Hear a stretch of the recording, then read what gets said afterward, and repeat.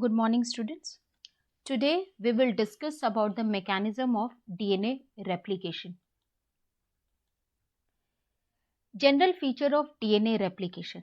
Now, DNA replication is semi-conservative, which means each DNA strand acts as a template for the synthesis of new strand, and the bases in the strand, that is the template, decides the complementary bases to be present in the new strand. So it results in the formation of two new daughter DNA molecules, and each daughter DNA molecule has one strand from the parent and one is new. And in other words, we can say that during replication, half of the original DNA molecule is conserved and the complementary half is newly synthesized by base pairing, and this is called the semi-conservative mode of replication. Next, it is bidirectional process and proceeds in 5' to 3' direction.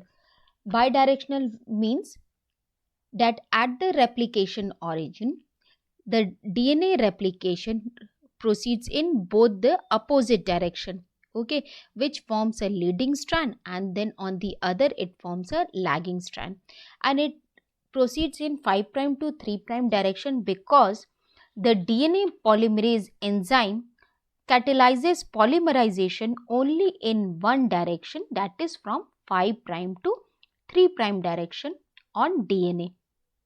Okay, now it proceeds from a specific point that is called origin, and it is a multi-enzymatic process.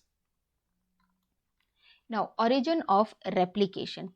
There are number of specific points called initiation points from where the replication of DNA begins. As the replication proceeds, eventually the replication fork merge into each other and entire DNA molecule is replicated. So replication begins at a particular spot that is called origin of replication. Okay, so when DNA replication occurs bidirectionally, the two replication fork move in opposite direction to create a replication bubble, and the synthesis of new daughter strand is initiated at the replication fork. Okay, so the two replication fork will move in opposite direction. Here you can see this is the replication fork and this is the origin of replication. Okay, and the two replication fork will move in the opposite direction to create a replication bubble. Now, the next event is activation of deoxyribonucleotide. Now, deoxyribonucleotide occur freely inside the nucleoplasm, and they are of four types, okay, that are deoxyadenosine monophosphate, deoxyguanosine monophosphate, deoxycytidine monophosphate, and deoxythymidine monophosphate. Okay, so they are first phosphorylated and changed to active form which have 3-phosphate residue. Okay, here you can see an enzyme phosphorylase is required along with the energy. Okay, so for incorporation into DNA, nucleotide are activated by union with ATP, and this reaction is called phosphorylation and is catalyzed by an enzyme phosphorylase. So it produces deoxyribonucleoside triphosphate. Okay, now these triphosphate of bases serves as dual purpose. They act as substrate as well as they provide energy for polymerization of nucleotide. Note it down, this is very important. Many a times it has come in your board exam. Now, next sequence is unwinding of DNA. Okay, you can draw this figure also. Now, hydrogen bonds between two strands are broken. This is achieved by enzyme called helicase, okay, which will move along the DNA and it will separate the strand. Okay, that means enzyme helicase acts over the auric site and unwinds the two strands of DNA by destroying the hydrogen bond. Now, unwinding of the DNA molecule into two strands results in the formation of Y-shaped structure called replication fork. So, this is the Y-shaped structure or Y fork. Okay, now these exposed single stranded are stabilized. Here are the single stranded, so stabilized by single stranded binding proteins, okay, which stabilizes the separated strand, so that in order to prevent the formation of the hydrogen bond again between two separated strands. Okay, now next is unwinding creates tension in uncoiled part of forming more by forming more supercoils in the unreplicated double helix. Now this is the unreplicated double helix, okay. So in front of the replication force, this tension is released by the enzyme topoisomerase. So this enzyme topoisomerase cut and reseal one strand of DNA, thus helping in separation of intertwined strands of long DNA molecule. So it is like separating two intertwined ropes by pulling them apart with force. But as soon as force is released, ropes come together. So now if one end of partially separated rope is cut, tension would be relieved and the two rope would not come back together. Okay.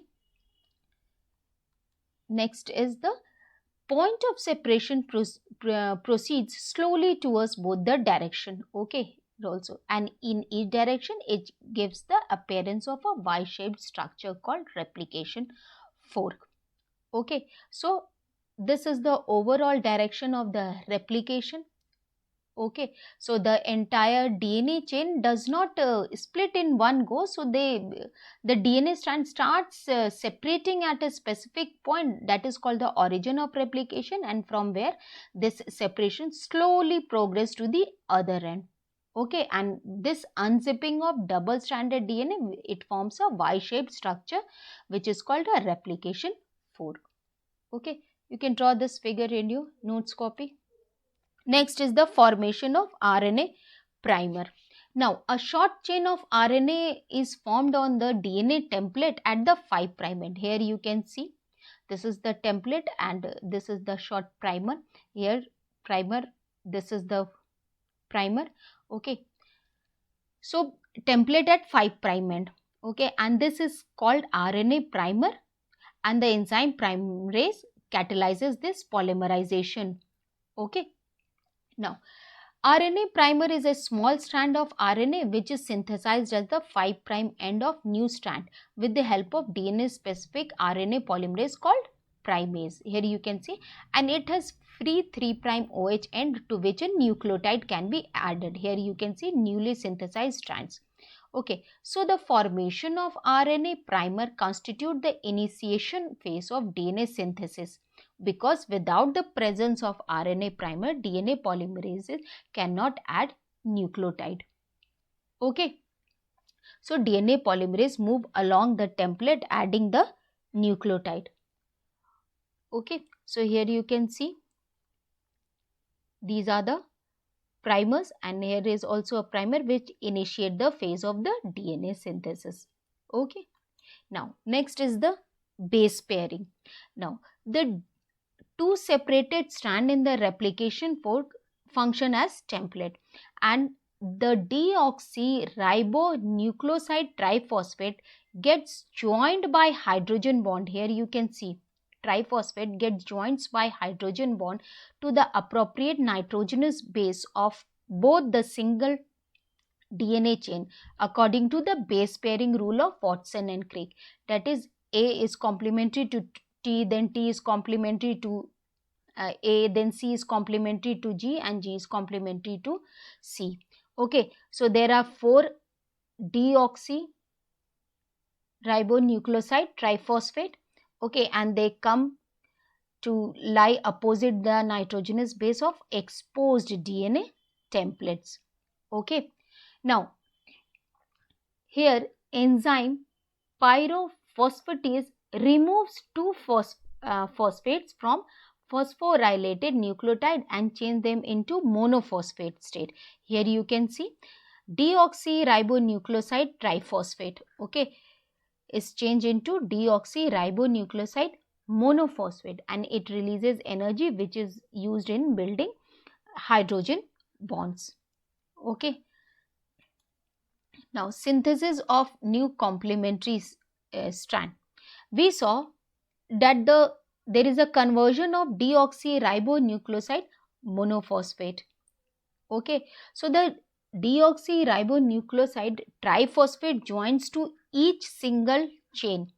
Okay, break off their high energy bonds to set free pyrophosphate molecules. Okay, and this changes them to deoxyribonucleoside monophosphate, that are the normal component of DNA. Okay, and pyrophosphatase then undergo hydrolysis by an enzyme, that is pyrophosphatase. Okay, and releases energy and then set free the inorganic phosphate group. Here you can see, okay, pyrophosphate, and this energy is used to derive the polymerization of nucleoside to form DNA. Okay, so with the energy so released, the adjacent deoxyribonucleoside monophosphates joins to each single DNA chain, become linked together, forming a new DNA chain. Okay, so DNA polymerase cleaves the two additional phosphatase and uses the energy released to form phosphodiester bond with the 3' end of the nucleotide chain. Okay, now this is the DNA polymerase. It will then form, with the help of this DNA polymerase, okay, new nucleotides are added and the replication proceeds from 5' to 3' direction only in the new DNA strand. Okay, so the building blocks of DNA are not present in the form of the deoxyribonucleotide, but they are in the form of deoxyribonucleoside triphosphate. Okay, so the phosphate released provides the energy for the synthesis of new bonds, and in this way DNA polymerase then adds a new nucleotide to the 3' end. Okay, here you can see DNA polymerase adds nucleotide at the 3' end of primer, and then it extends the new chain in a 5' to 3' direction.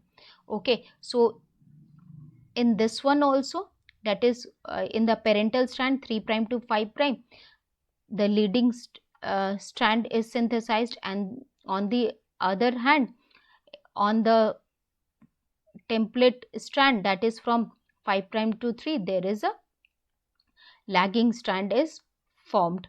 Okay, now as replication proceeds, new areas of parent DNA duplex, unwinds and separates, so that replication proceeds and separates, so that the replication proceeds rapidly from the place of origin towards the other end. Okay, so in this way the replication will proceed. Okay, and the DNA polymerase keeps on adding nucleotide in the 5' to 3' direction only.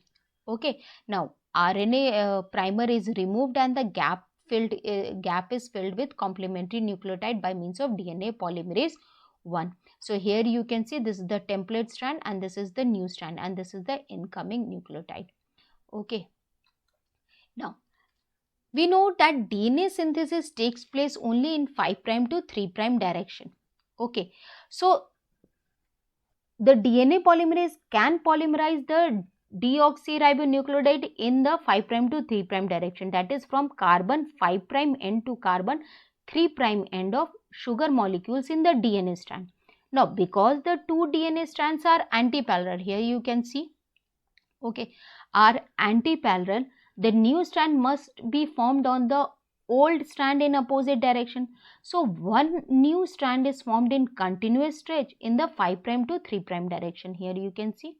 Okay, so this is the continuous synthesis.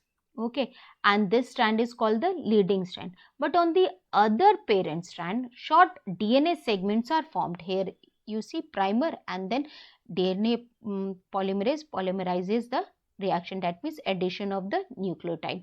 Okay, so these DNA segments are known as the Okazaki fragments, means short DNA segments are formed in the 5' to 3' direction starting from the RNA primer. Here you can see this is the primer, and these DNA segments are known as Okazaki fragments. Okay, so a separate RNA primer is formed for the synthesis of each Okazaki fragments, and then all these Okazaki fragments are then later joined, okay, together, and they form a continuous lagging strand. So these all Okazaki fragments are linked up by the enzyme DNA ligase. Okay. Here you can see, because the two strands are antiparallel, then the orientation of new growing strand is opposite to the template strand. Okay, and since the two strands are in opposite direction, so DNA polymerase produces continuous stretches one strand, which is called leading strand, and on the other strand DNA polymerase produces short sections of DNA molecules, and these fragments are known as Okazaki fragments. Okay, and the strand is called lagging strand. So the short fragments or the Okazaki fragments are then joined together by enzyme that is called DNA ligase. Okay, so as one strand grows continuously while the other strand is formed discontinuously, DNA replication is semi discontinuous. Okay, now next is proofreading. A wrong base is sometimes introduced during replication and the frequency is 1 in 10,000. Okay, and DNA polymerase is able to sense this. Okay, so the specificity of base pairing ensures accurate replication. However, sometimes wrong bases do get in. Okay, so these are noted and removed by DNA polymerase, which can go back for this purpose. Okay, so the DNA polymerase then go back, remove and replace the wrong base before it proceeds further. So this proofreading ensures formation of identical DNA strands during replication. Okay, so in the figure you can see that if a wrong base is sometimes introduced during replication, then the DNA polymerase then again goes back, it removes the wrong base and allows addition of the proper base, and then it proceeds further. Okay, and DNA polymerase 1, okay, it removes the mismatched or the wrong nucleotides. Okay, so if present and synthesize a correct replacement by using the intact strand as template, and the newly formed segment is then sealed by the DNA strand. Okay, if present and synthesize a correct replacement, the newly formed segment is sealed by DNA ligase. Now, this is the detailed view of DNA replication. Okay, so this is the origin of replication. Then again the unwinding of DNA molecule occurs, that is the enzyme called helicase unwind or separate the two strands.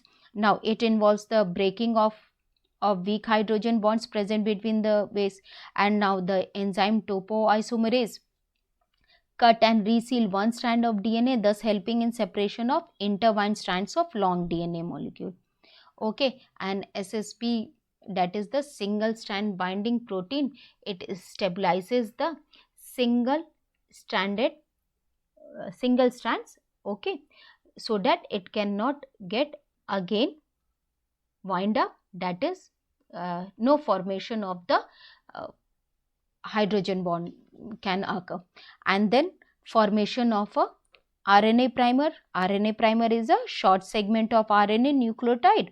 Okay, so it is formed at the DNA template before the replication will begin. Okay, so with the formation of the complementary DNA strand cannot begin without the formation of an RNA synthesis. Okay, so then the synthesis of the new complementary strands. Okay, so as the formation of the RNA primer, after the primer is formed, new nucleotides are added with the help of the enzyme, that is DNA polymerase, and new complementary strand of DNA is formed, and the replication always proceeds from 5' to 3' direction only in the new strand.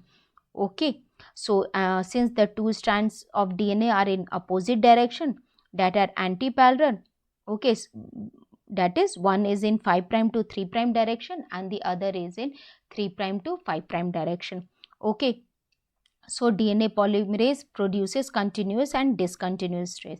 Now the continuous stretch in one strand, it is called the leading strand. Okay, and the discontinuous is called the lagging strand. Okay, where the DNA polymerase produces short sections of DNA molecules which are called Okazaki fragments, and then these Okazaki fragments are then joined together by the DNA ligase, and this is the overall direction of the replication fork. Okay, so that's all for today. Note it down in your notes copy. Next we will deal with gene and then enzyme characteristics of a gene. Okay, now meanwhile please write the difference between the leading strand and the lagging strand. What is the function of the topoisomerase and the single stranded, okay, binding protein.